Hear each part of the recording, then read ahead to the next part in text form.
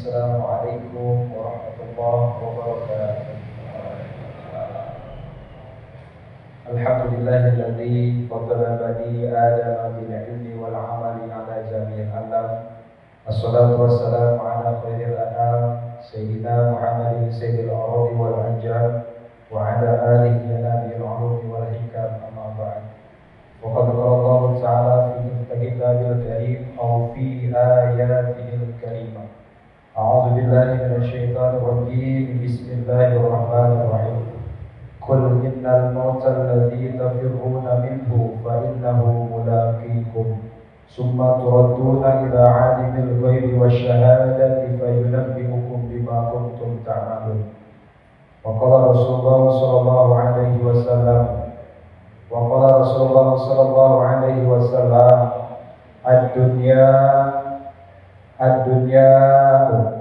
mazra'atul akhirah. Sadaqallahul aliyyul azim wa sadaqa rasulul habibul karim wa nahnu ala dzalika minasyahidin wa syakirin walhamdulillahi rabbil alamin. Hadirin hadirat muslimin muslimat jamaah Masjid Nurul Iman rahimakumullah.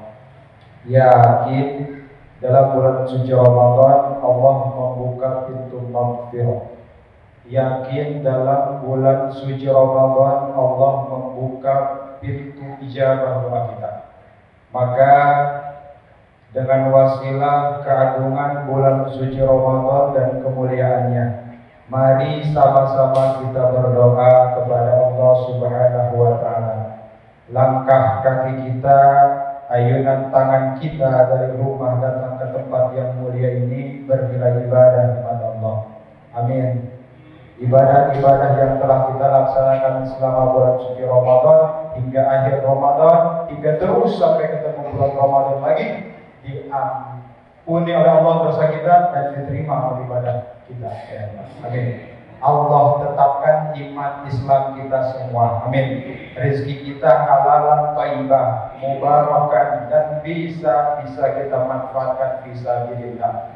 Anak-anak kita dijadikan anak-anak yang soleh dan solehah, yang punya kesusahan, yang punya ujian, diberikan jalan keluarnya oleh Allah semuanya. Nanti kelak pada saat kita mati, dimatikan oleh Allah Subhanahu wa taala dalam keadaan husnul khatimah. Amin amin ya rabbal alamin. Hadirin hadirat, guru-guru, orang-orang tua saya, para jamaah sekalian, punten mohon izin. Ini berdiri di sini bukan bermaksud menggurui, bukan. Niatnya insya Allah hanya sekadar tambih. Apa itu tambih? Mengingat-ingat yang lupa. Karena kalau faktornya ilmu, masya Allah masih kurang, masih jauh daripada cukup. Tapi insya Allah ada hikmah yang dapat diambil dan menjadi mau'izah hasanah bagi kita semua. Amin ya rabbal alamin. Bapak Ibu hadirin rahimakumullah, ada sebuah syair. Ya man bidun yahustaghla qad gharrahu tulul amli aw lam yazal fi ghaflatin hatta dana minhul ajlu al-mautu ya'ti baghtatan wal qabru sundukul amri isbir ala ahwaliha la mauta illa bil ajli. Hadirin hadirat, ini merupakan syair atau dalam bahasa Indonesia disebut syairan.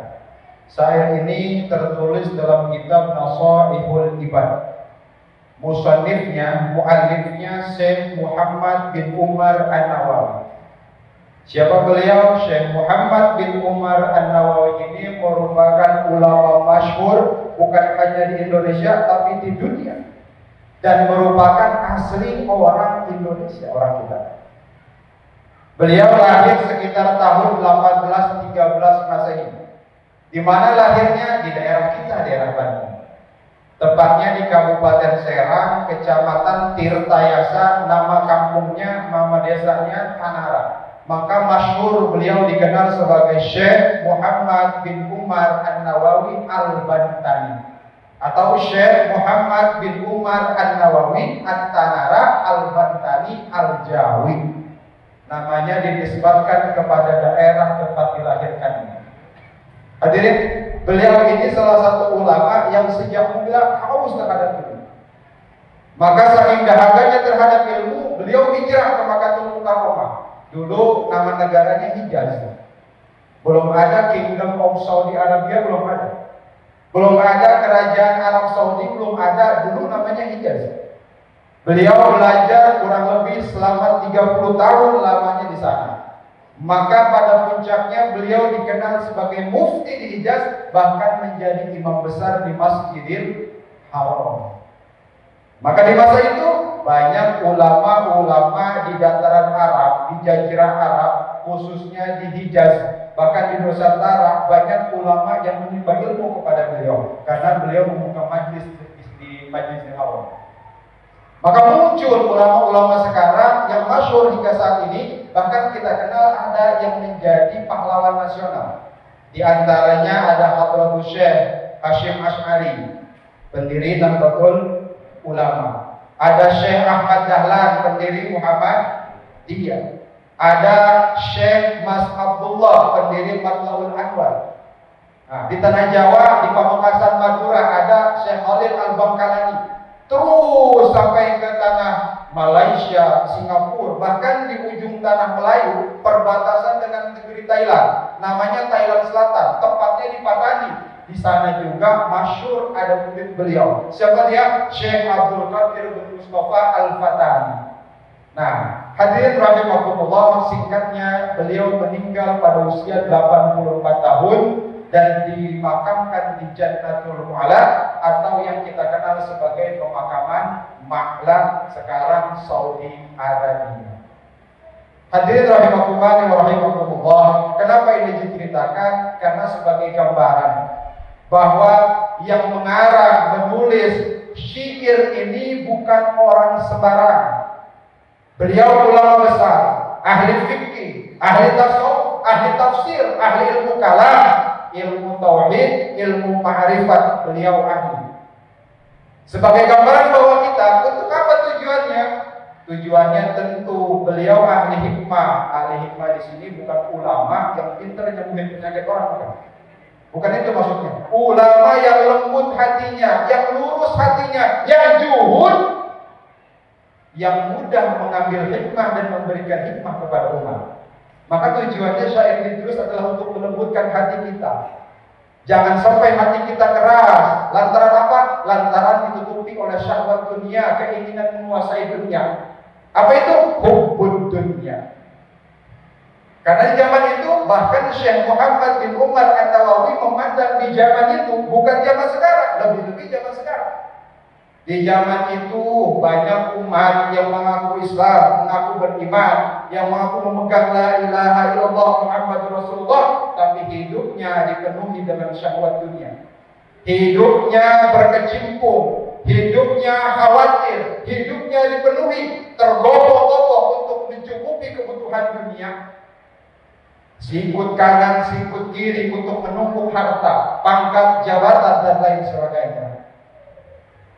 Di saat itu banyak umat yang khawatir terhadap urusan-urusan yang sudah jelas dan dijamin oleh Allah Subhanahu wa Ta'ala, dan lupa terhadap urusan-urusan yang jelas dan di dalam yang jelas itu tidak dijamin oleh Allah Subhanahu wa Ta'ala.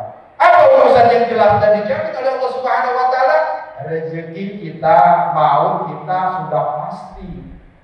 Betul? Rezeki kita sudah dijamin oleh Allah Subhanahu wa Ta'ala. Itu janji Allah. Wa ma min dabatin illa 'ala Allahi rizquha. Tidak ada satupun min dabatin dari makhluk yang melata di muka alam dunia, termasuk kita manusia, illa 'ala Allahi rizquha, kecuali telah ditetapkan rezekinya, telah dijamin rezekinya. Ini janji Allah. Ya ayuhan nas, inna wa'dallahi haqqo. Hai manusia, jangan khawatir. Inna wa'dallahi haqqo. Ketika Allah berjanji, janjinya hak, janjinya tepat, pasti akan ditemui oleh Allah Subhanahu wa taala. Kemudian ada hal yang lupa, padahal hal tersebut pasti, dan dalam kepastian tersebut tidak ada jaminan Allah Subhanahu wa taala. Apa itu? Kematian. Kematian pasti datang kepada kita. Kematian pasti lambat laun sudah ditetapkan oleh Allah, mau tidak mau, suka tidak suka, pasti akan datang kematian menemui kita. Tapi dalam kematian ada yang tidak dijamin. Apa itu? Ketika kita meninggal dunia, tidak ada jaminan kita meninggal dunia ini dalam keadaan masih memegang Islam. Tidak ada jaminan kita meninggalkan alam dunia ini masih dalam keadaan beriman.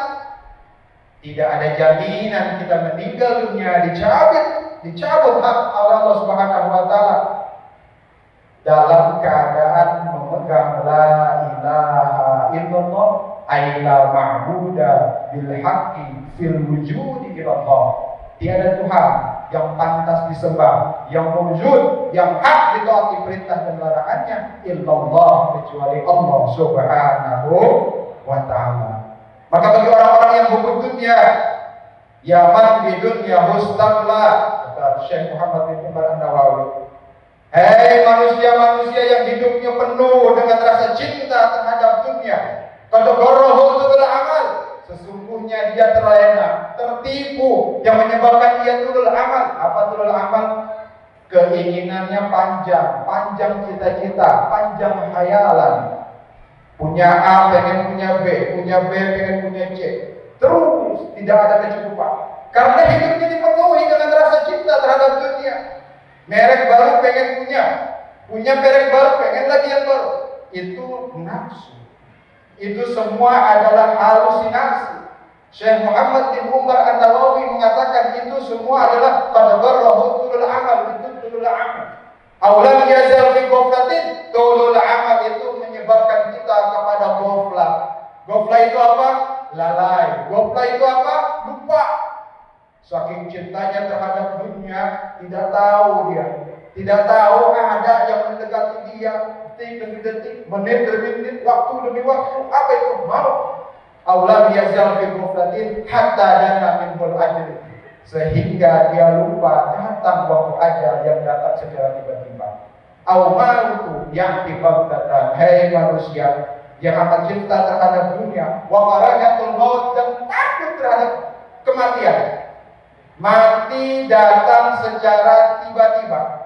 Tidak ada surat panggilan terlebih dahulu yang datang melalui paket di pintu kita, di pintu rumah kita.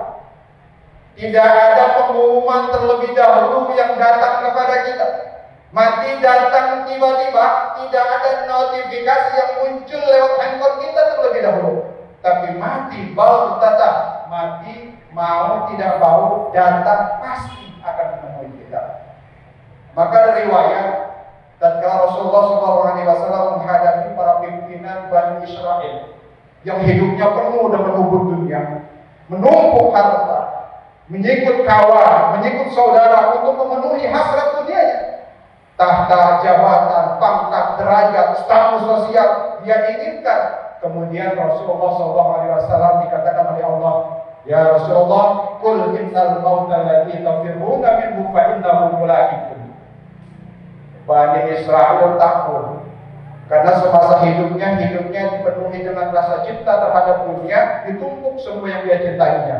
Tapi tatkala ada kabar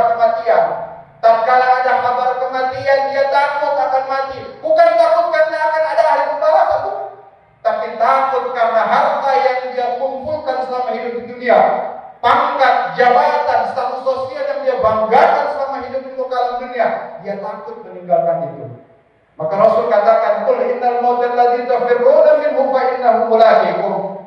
Katakan ya Muhammad, innal mauta alladzi tafirruna minhu, sesungguhnya kematian yang engkau ingin lari daripadanya, fa innahu mulaqikum, pasti dia akan mengejar engkau. Summa turaduna ila alimil ghaibi wasyahadah, kemudian engkau akan dihadapkan kepada alimil ghaibi wasyahadah, Allah Subhanahu wa taala yang Maha mengetahui hal yang gaib wasyahadah, dan Maha mengetahui hal yang nyata. Hadirin rahimakumullah, maka pertanyaan yang muncul bagi benak kita adalah, berarti ketika kita dilarang hubungan dunia, kita antipati terhadap urusan dunia. Bekerja urusan dunia, jangan bekerja. Usaha, dagang, berniaga urusan dunia, jangan berniaga. Salah hadirin. Ternyata bukan itu perintahnya. Karena suatu hari tatkala Umar bin Khattab adalah salah satu khalifah yang dikenal tegas terhadap kepemimpinannya, pribadinya tegas, tapi juhud terhadap urusan dunia. Menegur sahabat yang lain yang juga dikenal sebagai sahabat yang juhud. Siapa itu? Abu Hurairah. Banyak hadis yang diriwayatkan oleh beliau. Tatkala itu Sayyidina Umar bin Khattab radhiyallahu anhu menegur Abu Hurairah radhiyallahu anhu, "Kamu tidak bekerja, aku tidak bekerja, ya Umar bin Khattab." Kemudian Umar bin Khattab menegur dia dengan satu ayat. Satu ayat dalam Al-Quran, kata Umar bin Khattab radhiyallahu anhu, bahkan ada seseorang di muka alam dunia ini yang tentu lebih baik daripada kau, dia masih mau melamar pekerjaan. Kaget Abu Hurairah, padahal beliau hafal Al-Quran. Kaget, siapa dia? Yusuf, Nabiuna Yusuf bin Ya'qub alaihi wassalam. Tatkala Nabi Yusuf alaihi salam mendatangi pimpinan Mesir pada saat itu, beliau meminta untuk dijadikan bendahara di kerajaan Mesir pada saat itu.